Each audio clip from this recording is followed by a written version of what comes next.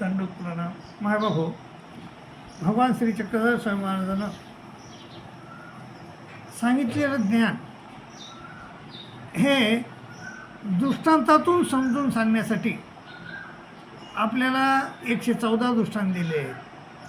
तर त्यापैकी आपण आज बांध करायचा दृष्टांत बघणार आहोत. सर्वज्ञ श्री चक्रधर स्वामी महाराज म्हणतात, कवनी एक मळा चोरू असे, तो बांध धरी, तो राहो तयाशी मागावया जाय. अरे मळया हे बांध आम्हाशी दे, मग तू म्हणशी ते आम्ही तुझ देऊनी, तो रायाशी नेदी. मग पंचनगरे मागावया येतील. अरे मळया हे बांध आम्हाशी दे, मग तू मागशी ते आम्ही तुझ देऊनी, म्हणशी ते करूनी, त्याशीही नदी. मग गाणे भाटे थोटे, शिमुरे रांधोने, सामान्य स्त्रिया, कानाळे, ते रायते विडा मागावे येते. ते म्हणते आम्ही बांध मागुनी. राव म्हणे आमाशी नेदीची, पंचनगराशी नेदीची, मग तुम्हाशी काय देईल. ते म्हणते देईल, आमाशी दे. आणि मग ते विडा घेतात आणि त्या मळ्याकडे जातात आणि त्याला म्हणतात, हे काय रे मळ्या, तू मर, तू जोडावे आम्ही खावे. मागा जोडिले ते आमाशीच खादले, पुढ्या जोडीशी ते आमाशीच खाशी, म्हणून उमेठा शब्द वानिती, आणि मग तो त्याशी दे. अशा प्रकारे श्रीकृष्ण भगवान श्री चक्रधर स्वामी महाराजांना आपल्याला हे दृष्टांत सांगितलं आहे. आता ह्या दृष्टांताचं हे काय, दृष्टांताचा एक काय आहे, ह्या दृष्टांताचं काय काय मत आहे त्याचं, हे काय हा दृष्टांत सांगण्यामागे त्याचं काय म्हणणं आहे भगवान श्री चक्रधर स्वामी महाराजाचं, की ते म्हणतात की जो तो मळया असतो, मळया चोर, तो राजा म्हणजे मोठा माणूस, त्याला तो मागतो राजा, तो त्याला तो मान देत नाही. बांध म्हणजे गुलाम. त्यावेळेस गुलाम पद्धती होती, तर तो गुलाम चांगला असून थोडा, तर तो राजा मागतो त्याला, गुलाम मला दे, ते नाही देत. ते म्हणे मग पंचनागरी म्हणतात आम्हाला दे, त्याला नाही देत. मग त्याच्याकडं त्या मळ्या चोराकडं मग मळ्या ह्या जे लोक असतात, रांधवणे भांडवणे, ते कोणते लोक समजा कालाळे, सामान्य स्त्रिया, यायला कळतं आहे की बाबा हा मळ्याजवळ एक बांध आहे आणि तो त्याला राजा मागायला आहे, तरी तो देईन, पंचनागरी मागायला तरी देईन. आपण जाऊ आणि विडा उचलू आणि तो बांध त्याला नेऊन देऊ राजाला, मग राजा आपल्याला काहीतरी देईल. तर मग असं ते ठरवतात आणि मग ते जातात मळ्याकडे, त्या चोराकडं. त्याला म्हणतात अरे मळ्या हे बांध दे आम्हाला. ते म्हणते नाही, मला राजा मागाय आला होता, मी नाही दिला, पंचनगरी मागाय आले होते, नाही दिले, आता तुम्हाला काय दे. ते म्हणले अरे तुला हे बघ, तू आजपर्यंत कबिलस ते आम्हालाच दिलंस, आजपर्यंत का जे केलं ते आम्हीच खाल्लं तुझं, आणि मग आता इथून पुढं कोणाला देणार आहेस तू, आम्हालाच द्यावं लागणार आहे. आणि उभेटा शब्दी वाणी ती त्याला मोठं पण देतात. मोठे पण देऊन मग काय होतं आहे, मग तो बी खुश होतो आणि तो त्या फालतू लोकायला आपला बांध देऊन टाकतो. त्याप्रमाणे त्याचा सिद्धांत काय आहे, हा झाला दृष्टांत माय बाबू.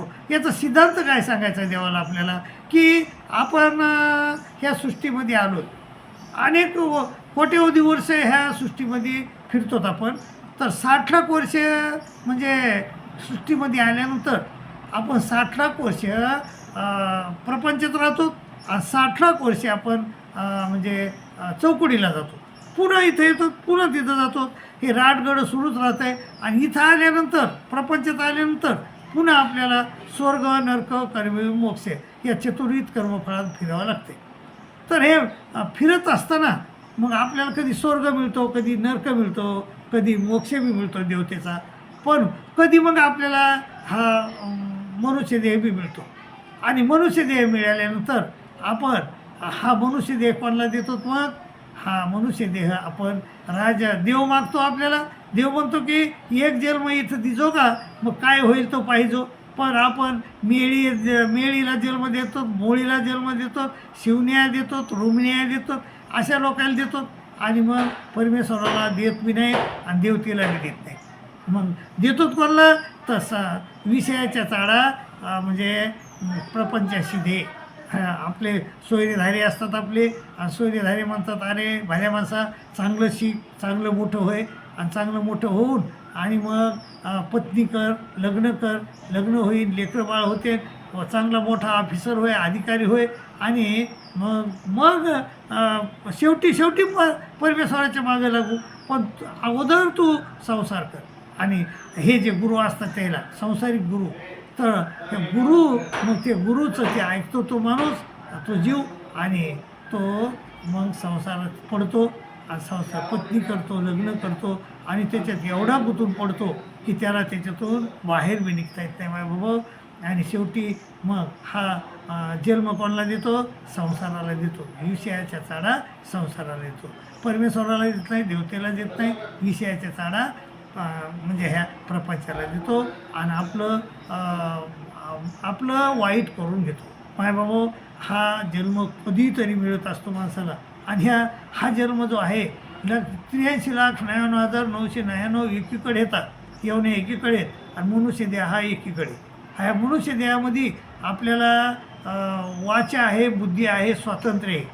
तेच वाचा, बुद्धी, स्वातंत्र्य आपल्याला 83,99,999 येवण्यामध्ये नाही, आणि इथं आहे. आणि हा जन्म जो आहे मनुष्य जन्म, हा परमेश्वरानं आपल्याला मूळ सृष्टीत दिलेला जन्म आहे.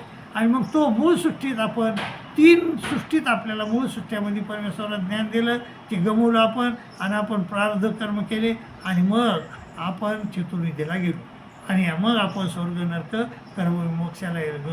माय बाबा, याप्रमाणे आपण जे बाकीचे जन्म येतं ते आपण जोडून घेतले, आणि मनुष्याचा जन्म तो परमेश्वराने दिला आहे. तर तो मनुष्य जन्माचा इतका चांगला जन्म मिळून देखील आपण त्याचं सोनं करायला पाहिजे. आपण इथं वास्तविक प्रपंचात कशाला आलो? देवानं कशाला काढलं आपल्यातून तमातून, आपल्याला तमातून इथं कशाला आणलं? तर परमेश्वराचा आनंद घेण्यासाठी इथं आपल्याला आणलेलं आहे. परंतु परमेश्वराचा आनंद न घेता आपण त्या म्हणजे प्रपंचाचा आनंद घेतो.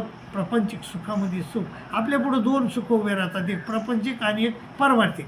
तर परमार्थाकडे आपण जातच नाहीत, मग जातोच आपण प्रापंचिक सुखाकडे, आणि आपला जन्म आपण त्या विषयाच्या चाडा संसाराला देतो. आणि शेवटी तो संसार करत करत आपण मरतो. तर आणि हा जो परमेश्वरानं आपल्याला परमेश्वर प्राप्ती करून घेण्यासाठी दिलेला हा जो चान्स आहे, ही संधी आहे, ही संधी आपल्या हातातून जाते, आणि शेवटी आपल्याला 83,99,999 पैकी कोण्याही एखाद्या येवणीला जावं लागतं आहे, आणि दुःख भोगावं लागतं आहे. माझ्या बाबा, तुम्हाला हा जन्म मिळालेला आहे, तर ह्या जन्म चांगला वापरा, आणि त्या जन्मामध्ये आपण परमेश्वराचा मोक्ष प्राप्त करण्यासाठी आलो हे ध्यानात ठेवा, आणि परमेश्वराचा आनंद प्राप्त करण्यासाठी आलोत आपण हे ध्यानात ठेवा, आणि तो आनंद घेण्याचा आनंद कसा मिळेल याचा विचार करा, आणि त्याप्रमाणे मार्गक्रम करा, अशी मी तुमच्या चरणी नम्र विनंती करतो, आणि तुमची रजा घेतो. धन्यवाद, प्रणाम, धन्यवाद, प्रणाम, धन्यवाद.